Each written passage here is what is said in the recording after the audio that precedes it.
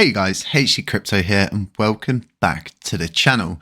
So it's always something I pay attention to, I must say. It's one of those ones. All of the validators have got a lot to say about everything until something comes up, which more or less either involves them, it affects them, or they've got personal ties with someone, so they can't actually have a say on this thing. And in essence, right, you remove the freedom of speech kind of situation because people have got personal ties. They've got things they could lose when it's in reference to a proposal like this. So I will keep saying this until this proposal either fails or passes. It's going to be tight. It is going to be so tight. But even if it fails, right, it's still going to show you all who is centralizing the chain, who is preventing decentralization to take root, and the basic DeFi principles, the ethics behind everything. So really, this for the community, it should be win-win. If it passes, a huge win. If it doesn't pass, it's still a win because you've raised a huge amount of awareness to it. You've put it in a position where it's in the light, and then you've also shown who the bad actors are on chain, so to speak. So when it comes down to proposal 12101, it's going to be tight. It is going to be so tight. It's unbelievable. And I do know what certain validators are already going to vote. You can make that out. We know which validators are double and network validating. We know it affects them.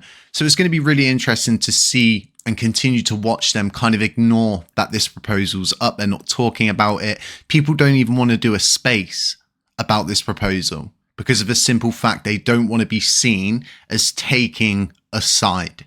And that's the way they perceive it, that there's sides to this thing. There's no sides to this. There's just those who are trying to build the blockchain out and build it out in a decentralized manner. And there's those who are pillage, plundering, centralizing, and abusing the dynamic commission system. There's no in between in this instance.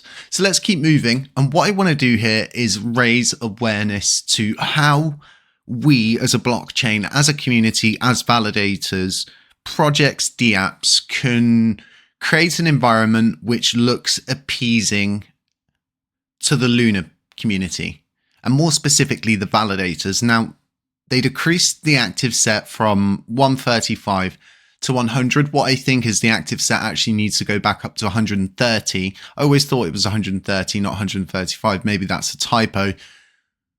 We should put it back up to 130 for the simple fact that it opens up 30 slots for validators to instantly see that there's opportunity here. There's room for more. And we're creating an environment that is appealing and appeasing at the same time. So when it comes down to a simple change like this, it could be very effective in this instance because they're over there at the moment, right? They're going through the notions. And it's really hard for them because they've been more or less tricked once, then they got tricked again, and now they've been tricked again by TFL. And what they're all coming to the conclusion of, and as much of they'll keep swaying left, they'll keep swaying right, they'll keep thinking about all of these different things, they keep coming to the same conclusion. And the conclusion simply is TFL is going to liquidate those assets. Right? So they either liquidate TFL or TFL liquidates them in this instance, right? A hit like that on that blockchain, it's not going to go down well when you devalue the coins like that. And what they are starting to understand is TFL doesn't even have control over those assets. The SEC do. The legal bodies behind everything, which I think is the US Treasury. Someone can correct me if I'm wrong there in the comment section, but I think the US Treasury is one of the key holders behind all of these assets. So once again, right, all we can do is try to make our blockchain as appealing as possible to these people because it's not going to be easy. And the reason why I keep saying this is with all of the different comments and everything that we're tracking at the moment, you can get a feel as to what's going on and how they're feeling and the motions they're going through. Because 1 minute they're slating us, and then the next minute, you've got other people which are saying, well, maybe we should all go back to Luna Classic. No one really wanted to revive this new coin. It has no soul. It has no purpose. It has no direction. So you can see them going through the notions. Like I said, it's it's a situation where they're going to keep trying to think of a way out of this. How can they move this thing forward in a sense where they don't dissolve, so to speak, and the chain doesn't dissolve? But I don't think that they have control over this thing as much as they think they do. And then what hasn't been accounted for throughout all of these assets is what DK has access to. We don't actually know what he has access to on that Trezor. If anybody's got the Trezor address, if anybody's got the address for all of the wallets that are on that, drop them to me in a DM, email them to me. Links are in the description and I'll start tracking them. But as far as I'm aware, from what I know, nobody actually knows how much he's got in assets. But what we need to ask ourselves is, if DK is able to pay court fees to appeal extradition, I think he's on his 6th appeal now, then he's got access to a decent amount of money. And it really does come down to really simple things like this. So I don't think the full extent of the damage has been revealed yet. And then at the same time, right, TFL still doesn't have enough to even cover 15% of what the SEC are asking from them. And this is definitely something we should take notice of. Regardless of what everybody thinks, we should 100%, no questions asked, take notice of this. Because it's going to be the deciding factor as to what happens moving forward for TFL, for Luna, for the blockchain, and for that ecosystem in general. What they keep saying is all they need to do is find another blockchain, right, that can sustain them, that works on POS, is built similar to how Luna is built. And then more importantly, and I think this is the most important aspect for them, enterprise, alliance, labor market, payments DAO, and that whole ecosystem is usable and it can be ported directly over. Now, what I would say is more important than all of that is giving them a bridge. It's providing some kind of bridge that we own as a blockchain right now, which gives them the ability to simply bring their assets over.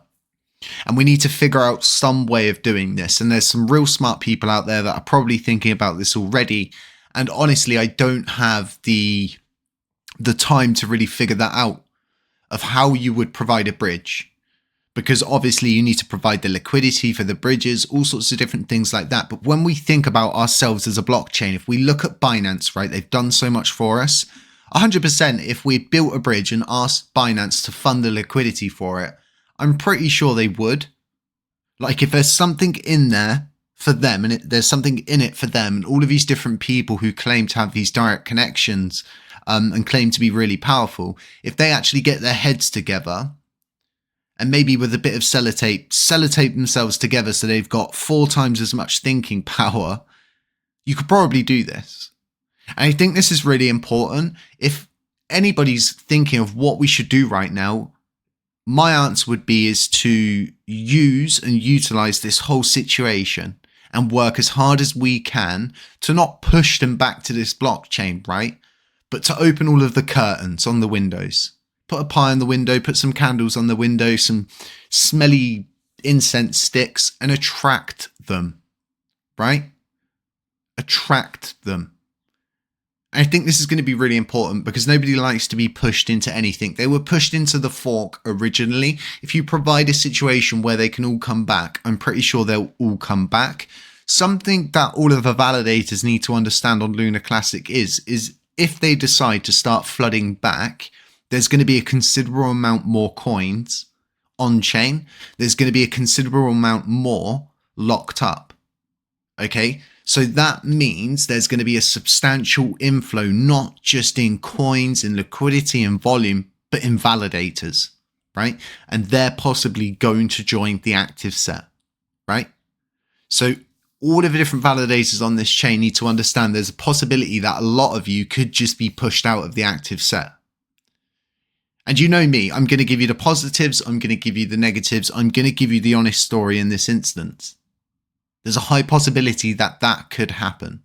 But at the same time, right, what I would say to validators that are on this chain already and community members, delegates, and people thinking about that situation is, do you want validators that are actually building stuff, developing things, and proving themselves to get voting power?